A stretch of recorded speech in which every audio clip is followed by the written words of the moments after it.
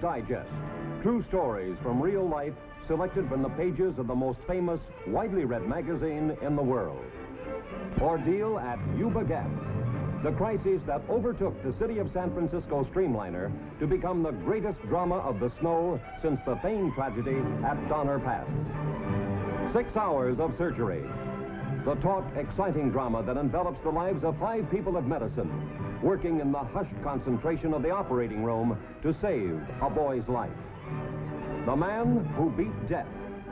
The warm, moving, personal story of tennis champion Billy Talbert and his valiant uphill battle to victory over diabetes. The secret weapon of Joe Smith. The classic story of the United Nations and how one reporter proved to the Soviets that the pen is mightier than the sword.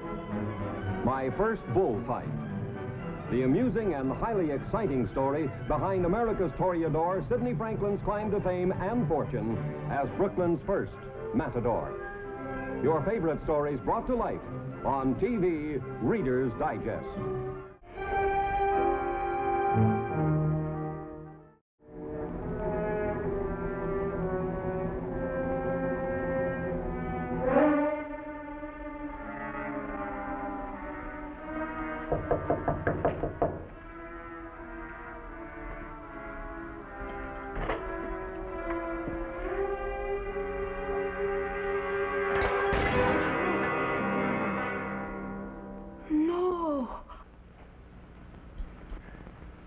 Ring the police.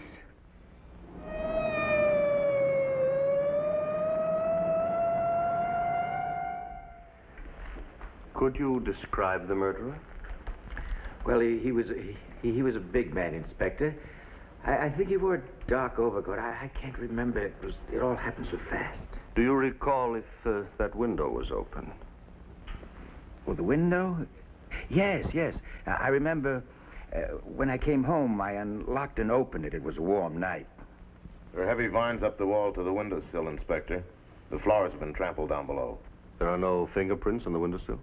No, sir. The thief knew his business. The thief? Has something been stolen? Madame's jewel case is empty. Her ring finger was bleeding as though a ring had been torn off. Her engagement ring.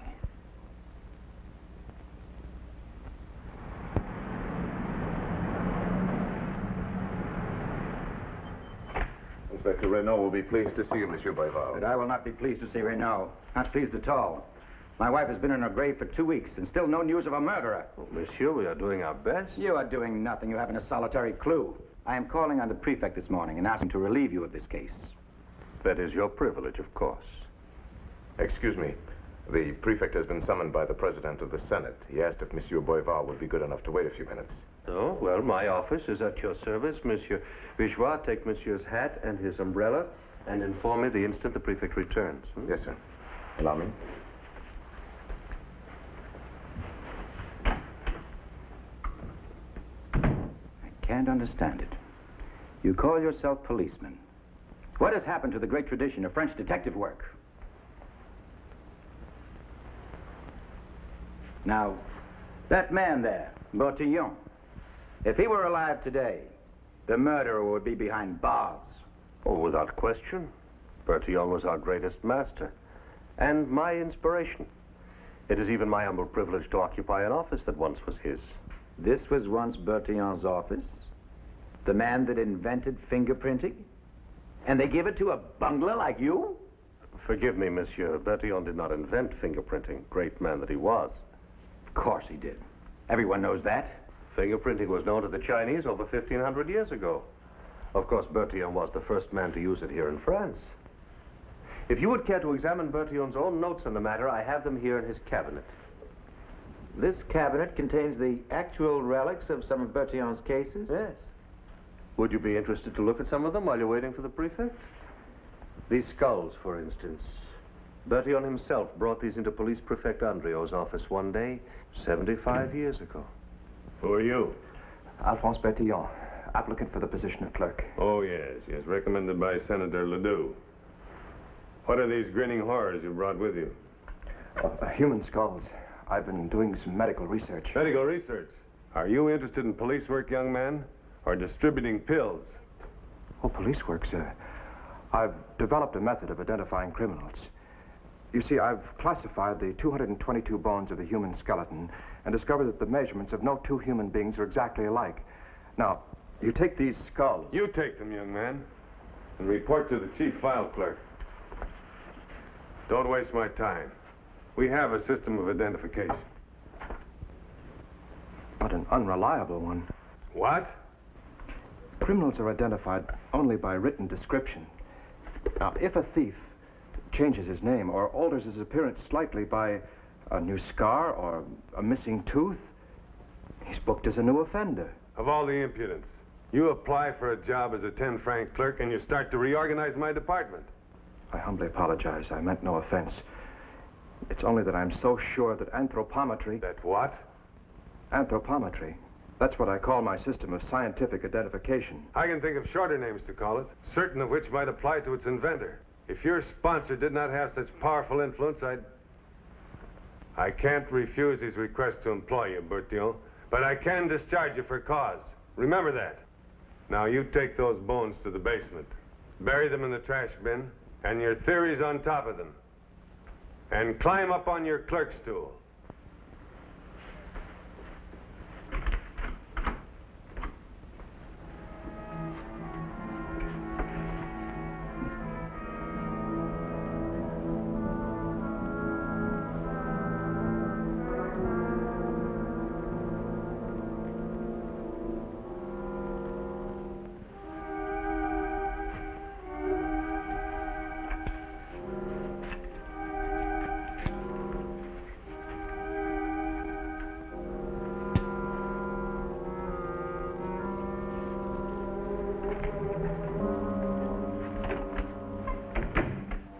At it again, eh?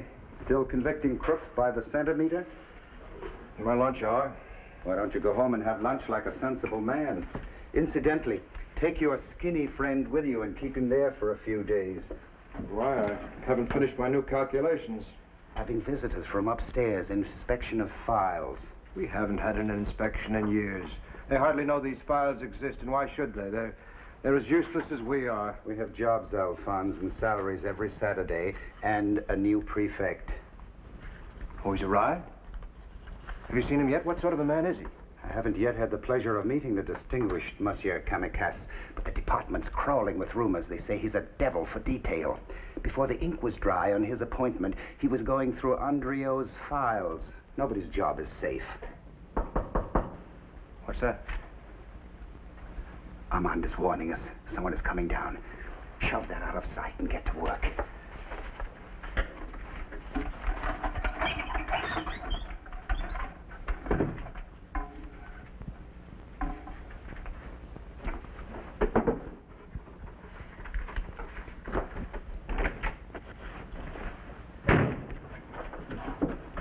It seems my inspection is no surprise. I wish this bureau could read the criminal mind as well as it does mine. So, these are the identification files? Yes, Monsieur Kamikaze. You're the chief clerk? Yes, sir. This room's a disgrace. Yes, sir. We were going to have house cleaning, sir. I shouldn't look in there. So, there's a skeleton in the chief clerk's closet. It's not mine, sir. It's his. Yours? Yes, sir. And you must be the Bertillon who wrote the report I read in Andreo's files on some strange measurement system. Anthropometry. Yes, sir, I wrote it. In government ink, on government paper, and government time. Well... Young man, I can't waste this department's budget that way. I warned him, sir. Kindly allow me to warn him. Perhaps it will have more effect. Your report describes the present identification files as unreliable and virtually useless. Well, I agree, Bertillon. Emphatically. While your system, at least, is original. But no trap is any good until it has caught some mice. How long would it take to test yours? Could you allow me 3 months? Very well. If in 3 months you have convicted one criminal repeater, I will give your, what do you call it? Anthropometry, a full-scale trial. If it fails... Oh, it won't fail. I'd stake my life on it. All right, hold it motionless, please.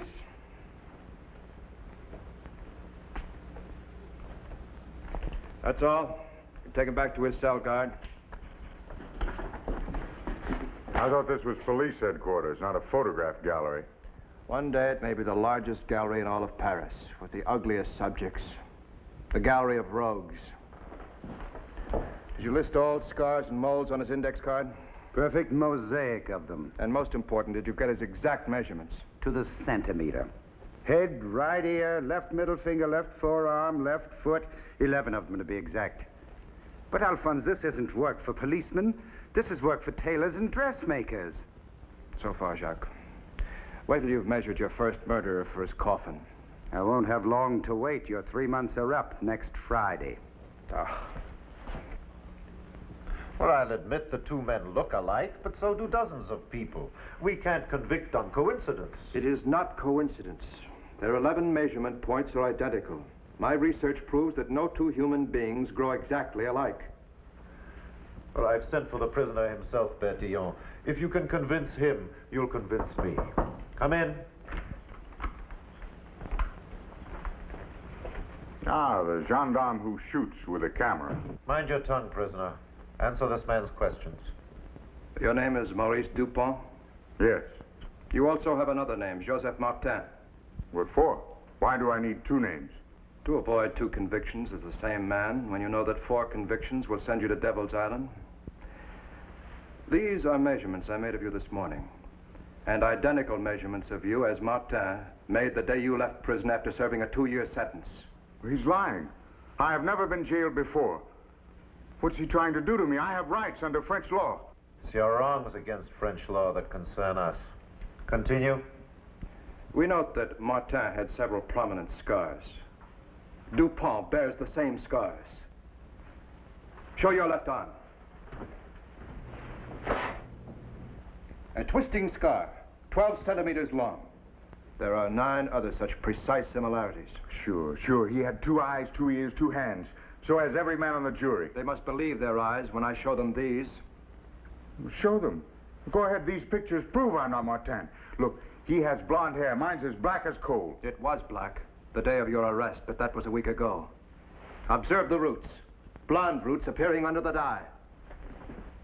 Of course they are. Now confess. You dyed your hair, you changed your name, but you couldn't change your face, your bones, or your scars. What will a confession get me? About 5 years less. All right. I'm Joseph Martin. Take him back to the cells.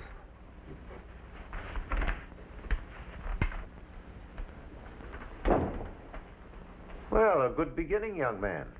If your system meets every test as it has met this one, we shall have to give up being policemen and become scientists.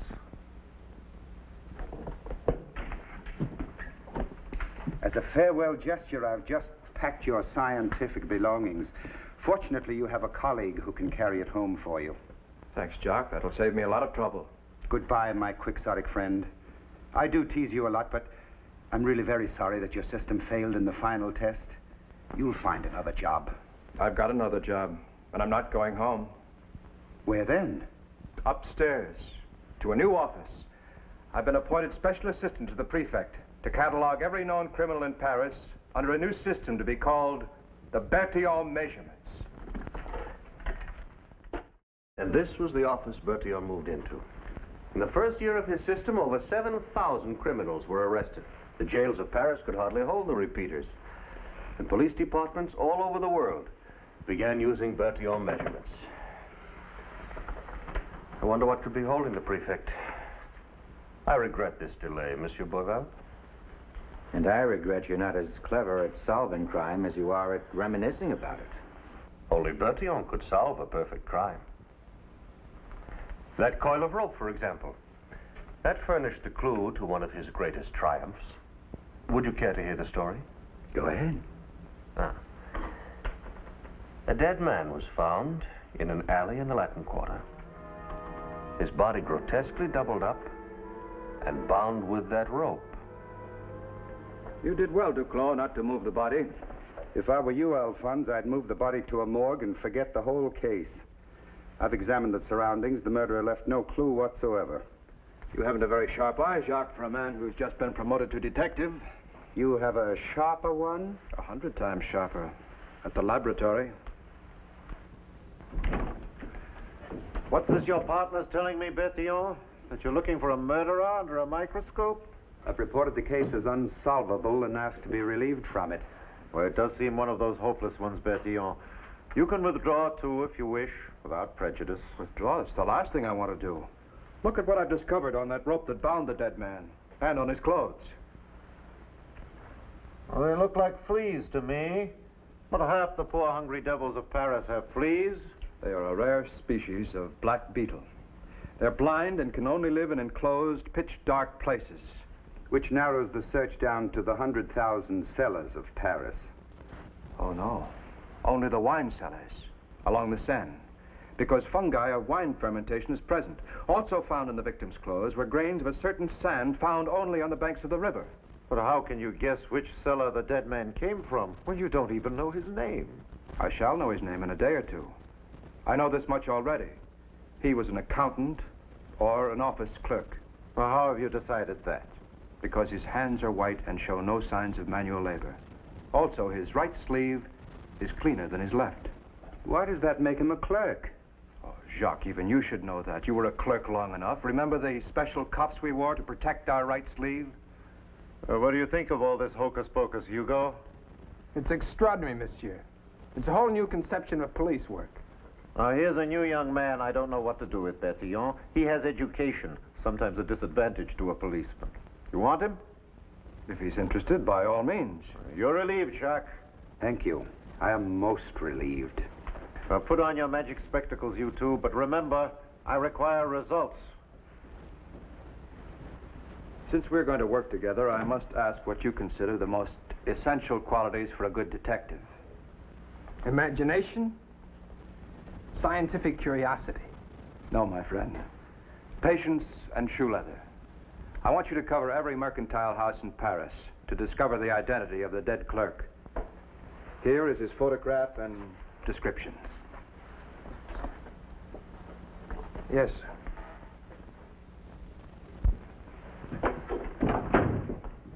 I've traced him, the dead bookkeeper. His name is Charles Tellier, and he's been missing from his desk at the Vitre Importing Company for over a week. Very good, but why wasn't his disappearance reported? Because his accounts were in perfect order. Here's all his employer knew about him, and here's a list of his friends. A grocer, another accountant, a bookmaker, a certain Cabassou who also runs a restaurant. On the bank of the Seine. Very good. Let's start there.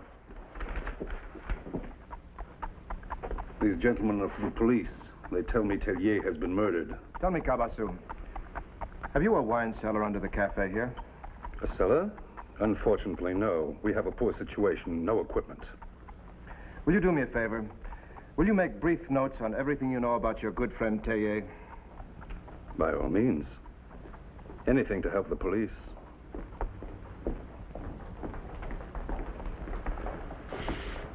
What do you make of it? A cafe without a wine cellar? Almost unheard of. Here, go.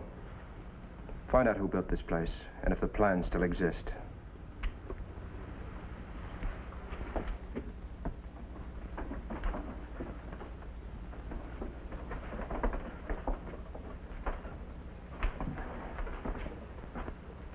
Hugo, that rope.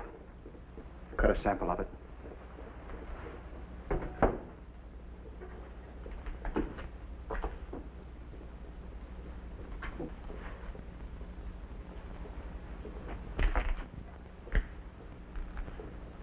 Hugo, look. Sand like that of the riverbank. Examine this post. It's crawling.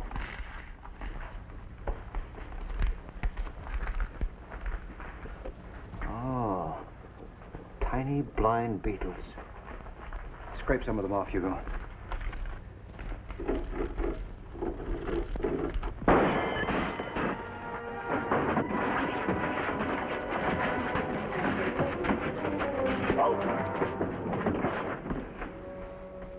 You've knocked him stiff as a stone. You've learned a great lesson tonight, Hugo. Science can never completely replace the policeman's billy. I may presume to interrupt the two scientific detectives. Oh, certainly, Jacques. Your solution of the Tellier case has caused comment even in New York. You're becoming a famous man. Some clippings came in I thought you might like to see. Oh, thank you, Jacques. What's this?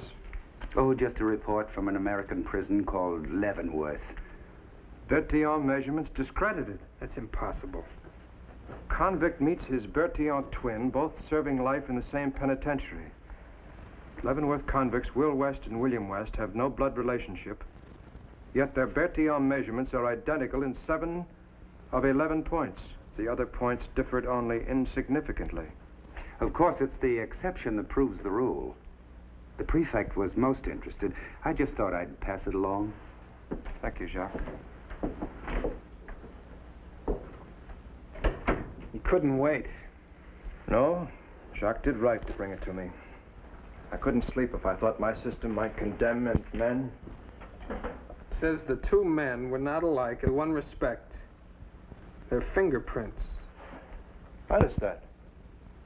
I've been studying fingerprints for quite some time. From now on, I think we should include them in on the measurement cards. But her fingerprints never alike.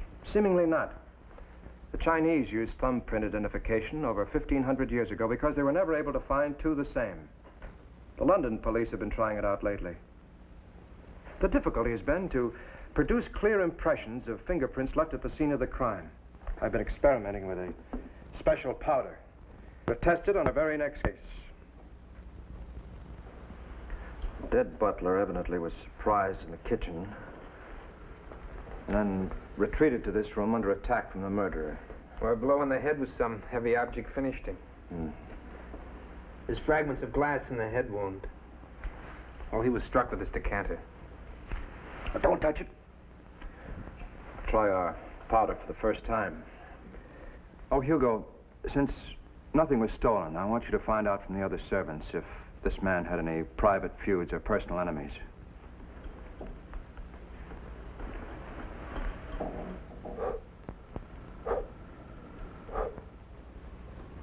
It was well known you two quarreled, chauffeur. Why, 3 nights before the murder. You threatened his life. We have testimony. But you have no testimony that I was in the house the night he got killed. Or in the neighborhood. Perhaps we have. Silent testimony. What is it? Oh, it's incomplete as yet. Well, may I go back to my work while you're completing it? Yes, you may. Oh, chauffeur. One thing before you go. Would you touch your fingers to this pad and then press them on this paper? Why not? I have no blood on my hands, or scars either.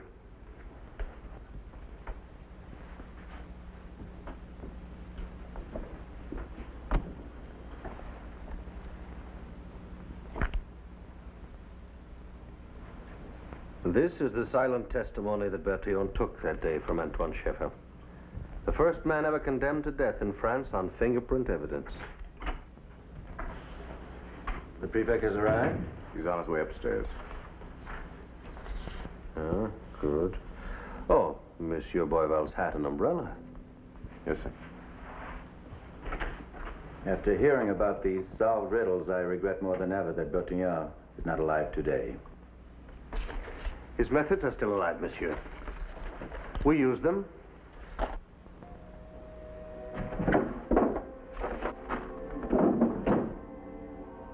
Your beloved wife's engagement ring. We dug it up out of the rose garden, wrapped in oil silk with the other jewels. It came off with some difficulty. You remember her ring finger was bruised and bloody? In order to remove it, you had to grasp it firmly. So firmly that the print of your index finger was clearly impressed on the ring. Are you implying that I'm concerned in this crime? The death of my own wife? While I was reminiscing about Bertillon's introduction of fingerprinting, Vigeois here was taking your prints from the silver handle of your umbrella. The prints from the ring and the umbrella, monsieur, are identical. As you said, it is unfortunate that Bertillon is no longer alive. Unfortunate for you, monsieur, that he ever lived.